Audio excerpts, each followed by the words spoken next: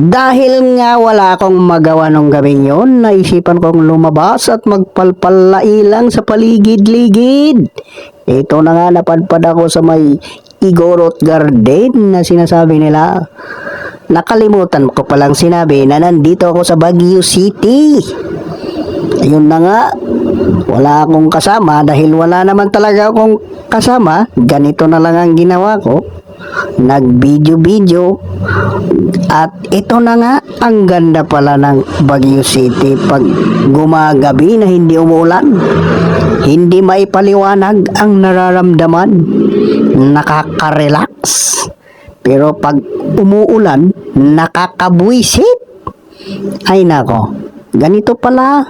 Ayun na nga, maraming nagtitinda na kung ano-ano. Yung traffic sa baba, traffic naman sa taas.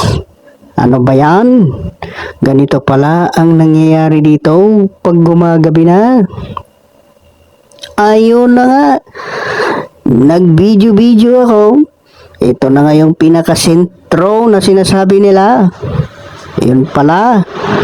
Ayun na nga, malamig na. Nilalamig na tuloy ako. Naisipan kong dumaan sa may overpass. At ito na nga, siksikan ng mga tao. Saan ba pupunta tong mga tao? Hindi maubos-ubos. Ayun, naisipan kong lumipat sa may bandang Station Road. Sisilipin ko na nga kung anong nangyayari doon. Ay nako, ganito pala sa Baguio City. Ito na nga, ganito pala. Ayun na nga, palapit na ako sa may Station Road. At ito ang nakita ko.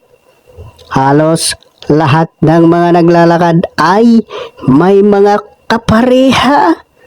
Ganito pala sa Station Road.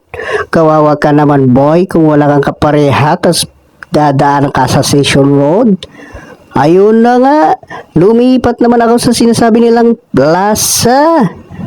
Ayun, nakaka-relax nga.